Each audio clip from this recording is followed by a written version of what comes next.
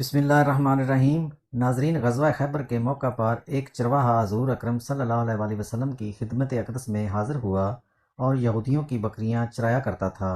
اس چرواہے نے جب دیکھا کہ خیبر سے باہر مسلمانوں کا لشکر پڑاؤ ڈالے ہوئے ہے، اس کے دل میں خیال آیا کہ میں جا کر ان سے ملاقات کروں اور دیکھوں کہ یہ مسلمان کیا کہتے ہیں اور کیا کرتے ہیں۔ چنانچہ بکریاں چراتا ہوا مسلمانوں کے لشکر میں پہنچا اور ان سے پوچھا کہ تمہارے سردار کہاں ہیں؟ صحابہ کرام نے بتایا کہ ہمارے سردار حضور اکرم صلی اللہ علیہ وآلہ وسلم اس خیمے کے اندر ہیں۔ پہلے تو اس چرواہے کو ان باتوں پر یقین نہیں آ رہا تھا اور اس نے سوچا کہ اتنے بڑے سردار ایک معمولی سے خیمے کے اندر کیسے بیٹھ سکتے ہیں۔ اس کے ذہن میں یہ تھا کہ جب آپ اتنے بڑے بادشاہ ہیں تو بہت ہی شان و شوکت اور ٹھاٹھ باٹھ کے ساتھ رہتے ہوں گے، لیکن وہاں تو کھجور کے پتوں کی چٹائی سے بنا ہوا خیمہ تھا۔ خیر، وہ اس خیمے کے اندر آپ صلی اللہ علیہ وسلم سے ملاقات کے لیے داخل ہوا اور آپ سے ملاقات کی اور پوچھا کہ آپ کیا پیغام لے کر آئے ہیں اور کس بات کی دعوت دیتے ہیں۔ حضور اقدس صلی اللہ علیہ وآلہ وسلم نے اس کے سامنے اسلام اور ایمان کی دعوت رکھی اور اسلام کا پیغام دیا۔ اس نے پوچھا کہ اگر میں اسلام کی دعوت قبول کر لوں تو میرا انجام کیا ہوگا اور کیا رتبہ ہوگا؟ حضور اقدس صلی اللہ علیہ وآلہ وسلم نے فرمایا، اسلام لانے کے بعد تم ہمارے بھائی بن جاؤ گے اور ہم تمہیں گلے سے لگائیں گے۔ اس چرواہے نے کہا کہ آپ مجھ سے مذاق کر رہے ہیں، میں کہاں اور آپ کہاں؟ میں ایک معمولی سا چرواہا ہوں اور میں سیاہ فام انسان ہوں، میرے بدن سے بدبو آ رہی ہے، ایسی حالت میں آپ مجھے کیسے گلے سے لگائیں گے؟ تو حضور اقدس صلی اللہ علیہ وآلہ وسلم نے فرمایا کہ ہم تمہیں ضرور گلے سے لگائیں گے اور تمہارے جسم کی سیاہی کو اللہ تعالیٰ تبانی سے بدل دیں گے اور اللہ تعالیٰ تمہارے جسم سے اٹھنے والی بدبو کو خوشبو سے بدل دیں گے۔ یہ باتیں سن کر وہ فوراً کلمہ شہادت پڑھ کر مسلمان ہو گیا۔ پھر حضور اقدس صلی اللہ علیہ وآلہ وسلم سے پوچھا کہ یا رسول اللہ، اب میں کیا کروں؟ آپ صلی اللہ علیہ وآلہ وسلم نے فرمایا، تم ایسے وقت پر ایمان لائے ہو کہ نہ تو اس وقت کسی نماز کا وقت ہے کہ تم سے نماز پڑھواؤں اور نہ ہی روزے کا زمانہ ہے کہ تم سے روزے رکھواؤں، اور زکوٰۃ تم پر فرض نہیں ہے۔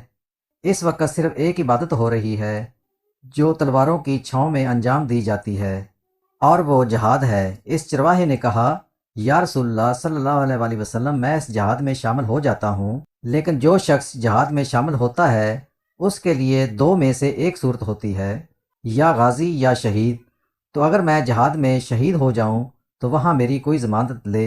حضور اقدس صلی اللہ علیہ وآلہ وسلم نے فرمایا، میں اس بات کی ضمانت لیتا ہوں کہ اگر تم اس جہاد میں شہید ہو گئے تو اللہ تعالیٰ تمہیں جنت میں پہنچا دیں گے اور تمہارے جسم کی بدبو خوشبو سے تبدیل فرما دیں گے اور تمہارے چہرے کی سیاہی کو سفیدی میں تبدیل فرما دیں گے۔ چنانچہ وہ چرواہا یہودیوں کی بکریاں چراتا ہوا وہاں پہنچا تھا، اس لیے حضور اقدس صلی اللہ علیہ وآلہ وسلم نے فرمایا، تم بکریاں لے کر آئے ہو، ان کو جا کر واپس کر دو، اس لیے کہ یہ بکریاں تمہارے پاس امانت ہیں۔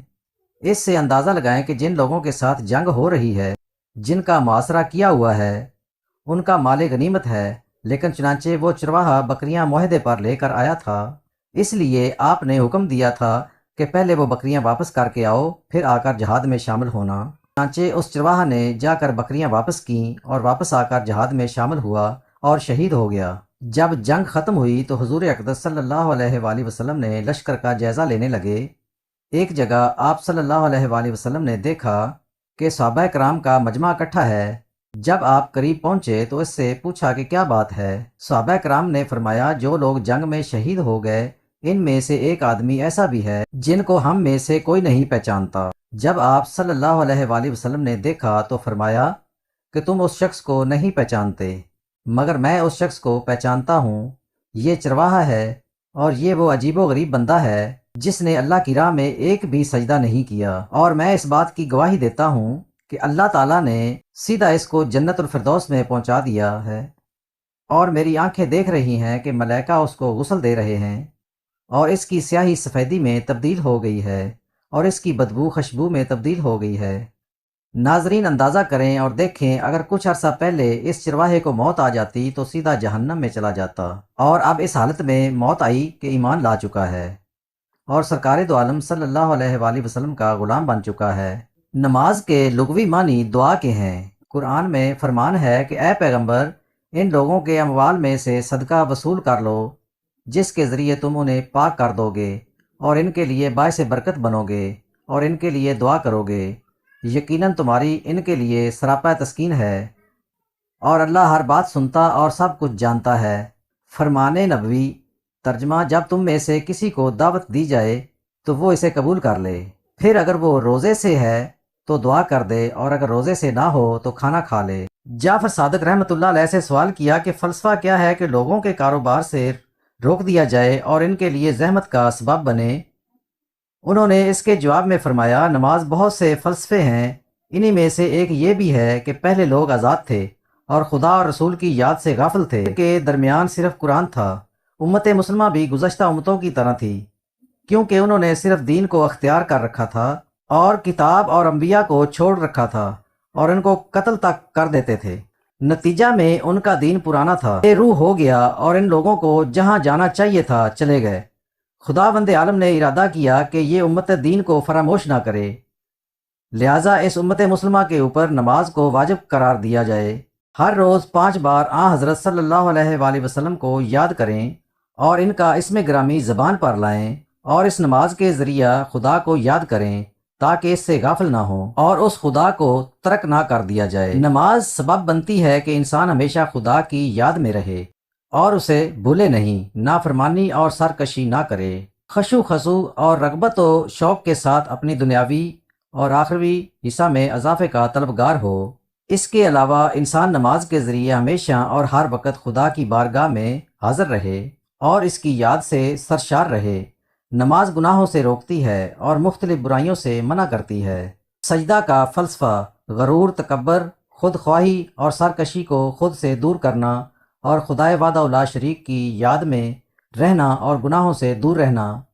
آپ کی امت میں سے ہر اس شخص کے کبیرہ گناہوں کی بخشش جس نے اللہ تعالیٰ کے ساتھ شرک نہ کیا گیا ہو۔ اللہ تبارک و تعالیٰ نے ہر چیز کا حکم زمین پر وحی کے ذریعے نازل فرمایا، لیکن نماز ایک ایسا اہم فریضہ اور عظیم الشان تحفہ ہے جسے اللہ تعالیٰ نے وحی کے ذریعے زمین پر نہیں بلکہ پیغمبر خیر الورا کو آسمانوں کی بلندیوں پر بلا کر عطا فرمایا۔